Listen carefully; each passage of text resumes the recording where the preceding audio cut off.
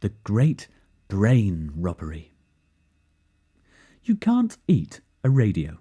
That's why Huge Murphy wasn't paying it any attention. His parents had forgotten to switch it off before they went out to the pictures. Mrs. Murphy's ancient red transistor sat beside the cooker, blathering out the day's news as Huge pounded downstairs and grabbed a knife that was on the kitchen table. He sawed recklessly at a loaf, then smeared a crust with honey and crammed it in his mouth. He hadn't eaten for 5 hours because of a new video game his friend Sparky had loaned him. Cheeks bulging, Huge realised he'd stuffed too much in his mouth and went cross-eyed trying to swallow it down. His name wasn't really Huge, it was Hugh, but all he did was eat and lie on his bed playing video games. So his body looked like it had evolved from a whale. With the loaf under his arm and a jar of honey impaled with a knife in his hand, Huge turned to lumber back up to his room. The radio stopped him on the 3rd stair. It even stopped him chewing. He stared at the little red transistor as the following words tumbled out. The following announcement is for adults only. All children should be sent out of the room or forced to switch the radio off. I repeat, the following announcement is for adults only. Government legislation was passed in Parliament today to ban the sale and private use of all video games and consoles. Handheld consoles are also banned by the new legislation.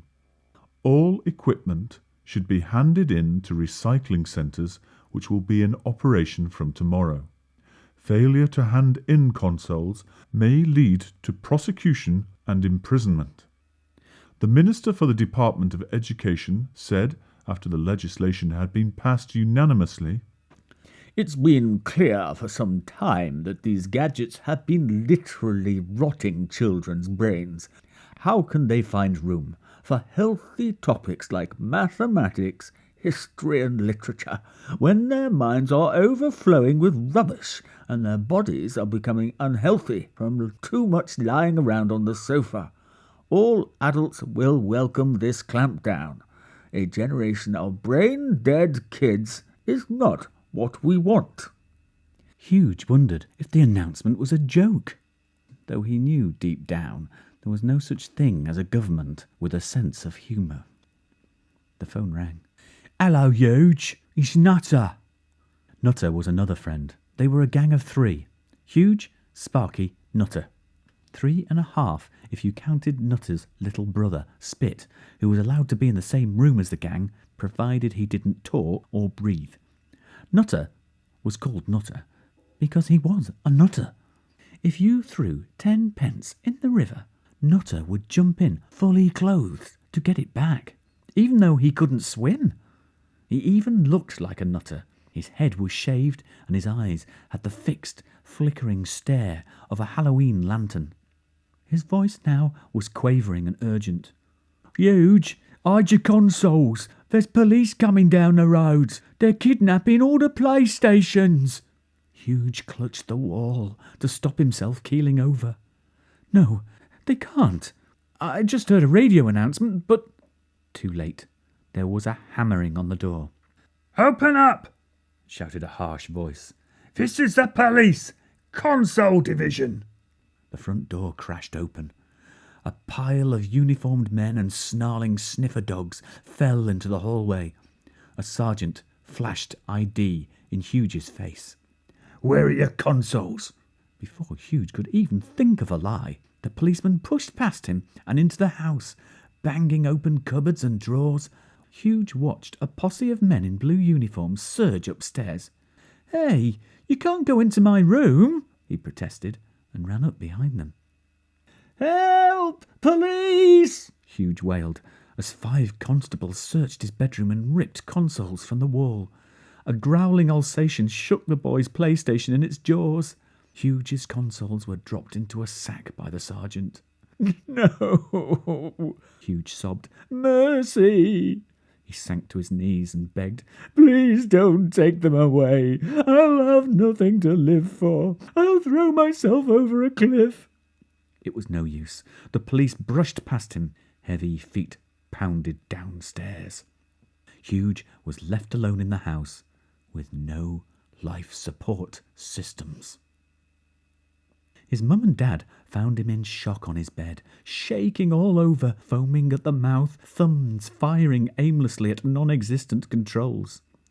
"See how addicted you are," said his father. Said Huge. "You'll feel better after a few days," his mum sympathised.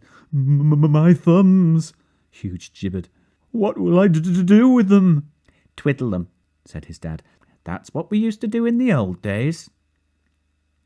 All over the land, other children suffered the same terrible withdrawal symptoms. Huge read of consoles being found in little baskets amongst reeds along the banks of rivers. Many children attended console funerals to help them come to terms with the loss.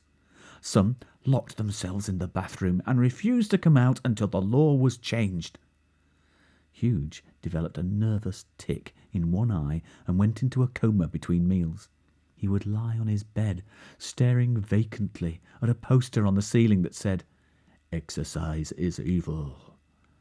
Occasionally he'd mumble words that sounded like Mario, Luigi. The following weekend, the gang of 3½, had a meeting. Sparky said it was important because he was planning a revolution to take over Western civilization. He was always saying things like that. When God was handing out imagination, there was loads left at the end and nowhere to put it, so he stuffed it all in Sparky. Everyone said that's what made his ginger hair stand on end in spikes. It was the ideas trying to escape. The boys met in Huge's bedroom so that Huge didn't have to walk anywhere. There was Huge, lying on his bed, eating 3 packets of chocolate digestives. Nutter bagged the beanbag and began scratching his shaved head and complaining that it didn't have dandruff. His little brother Spit crouched down with Nutter's mongrel, Rex, by the door. "I've got a plan," said Sparky, who was perched on the windowsill, clutching a large plastic bag. "Yes, so have I," grunted Huge. "We all stow away on a ship to Japan." "I ain't eating raw fish and having people kung fu kicking me all day," said Nutter.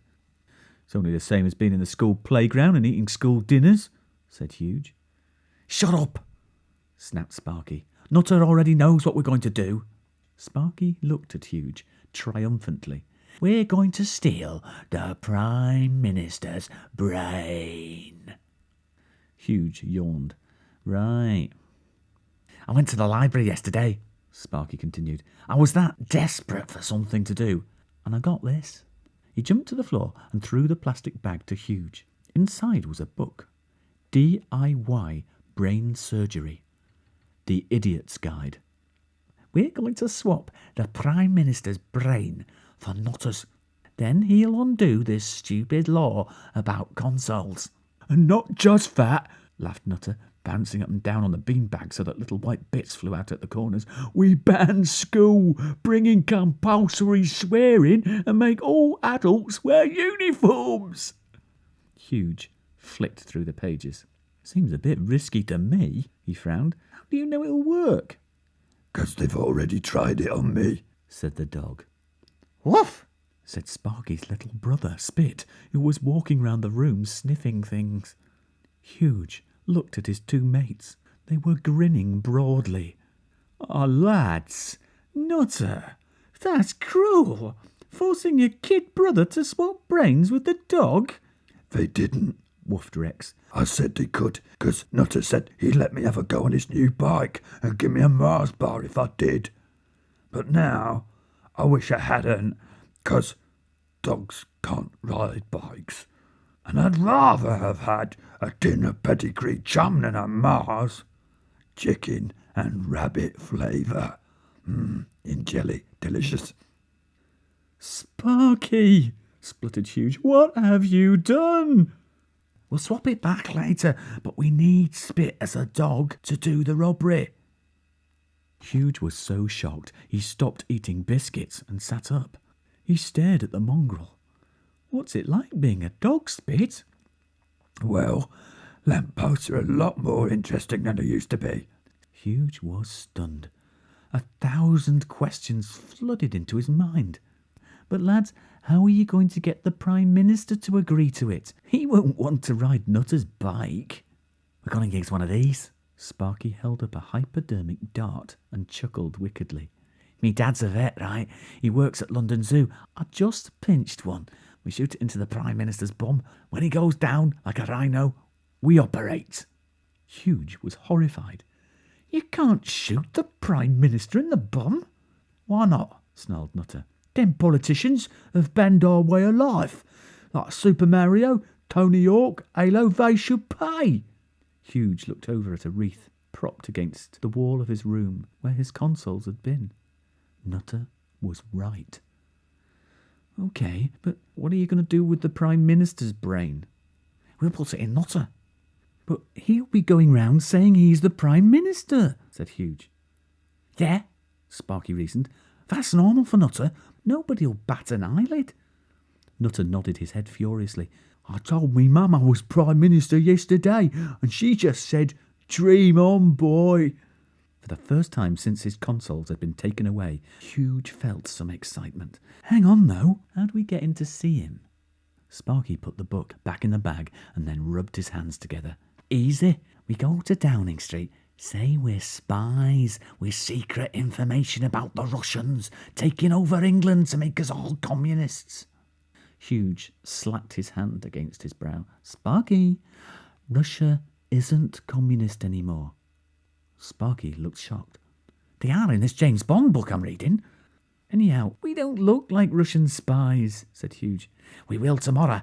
You're really huge. So we pinch me dad's winter coat. You wear it with Nutter on your shoulders, and the rest of us will hide underneath. The rest? Sparky looked at Huge as if he were a simpleton. Rex is in Spit's body, he explained. We can't leave him at home on his own. He howls. Social services will come for him.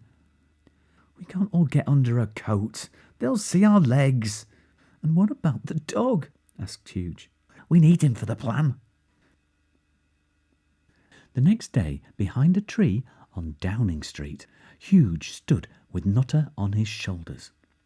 They were both dressed in a massive fur overcoat, and Nutter was wearing a fur hat, false beard, and spectacles. The overall effect was about as convincing as a pantomime horse, especially as Sparky was also under the coat with a two-legged Rex. Nutter's four-legged little brother was on a lead, the end of which vanished up a half-empty sleeve of the coat. Nutter's arms were too short to reach the whole way down. This is stupid, groaned Huge in a muffled voice as the pantomime spies swayed forward along the pavement. Just walk. I can't see because of the coat. I'll give you directions, said Nutter. Left. Ow! Oh, sorry. Right. It's only a lamp-post. Spit, come away. Huge staggered along, hissing. The police will just kick us out. A spy with 6 legs and a dog. Shh, said Nutter. We're getting near. Try and keep straight. We look drunk.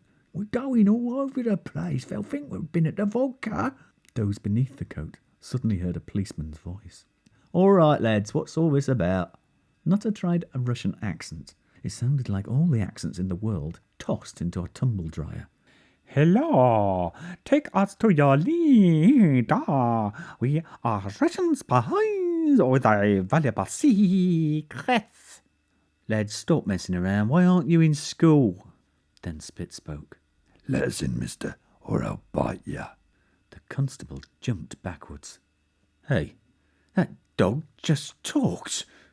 I'm a talking dog, that's why, growled Spit, hackles rising. Nutter added, This is part of the secrets we must hand over to your Prime Minister. Do not delay us any longer. I'm not feeling well. It's them tablets. The constable looked down at Nutter, then at the dog. You're just side effects of them new hay fever tablets, aren't you? Yeah, growled Spit. We will disappear once we are inside the door, said Nutter. Which is how a 6-legged Russian spy with a talking dog got into 10 Downing Street. Where is he then? Does he have an office? hissed Huge. I don't know where I'm walking. It's all right, said Nutter, as he directed Huge up a staircase by pulling his left ear for left and right ear for right. Spittle leader's there. I gave him a photo of the Prime Minister to sniff. You know what dogs are like with their sense of smell. A six-legged Russian spy with a dog on a lead attracted a fair amount of attention stumbling up the stairs and along a corridor. People in suits went past. They stared, but nobody stopped the intruders. Spit couldn't sniff his way to the Prime Minister's office, so he asked the security guard instead. They were shown to a door. Huge knocked. Come in. They walked in, and there was the Prime Minister. He was behind a large desk and stood up, then held out his hand. Lads, come in. Sit down. We are a spy, said Nutter, trying not to fall off as Huge sat down on Rex and Sparky. It's all right. You don't need to keep up the deception. We've had you watched on the closed-circuit TV since you entered the building. How many are under there?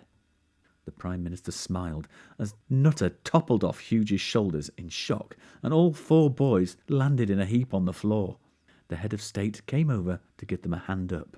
Mind the little one, Huge groaned as his friend struggled to get out of the coat. He bites. Ah, and this is your talking dog, is it? Oh, yeah, said Nutter, still wearing the beard. He'll spit. I won't, Spit growled. I'm your brother, not a dog. The Prime Minister sat down behind his desk and looked at the brain robbers. The boys stood in front of him like they were in a headmaster's office, waiting to be expelled. Huge suddenly felt foolish in the outsized fur coat.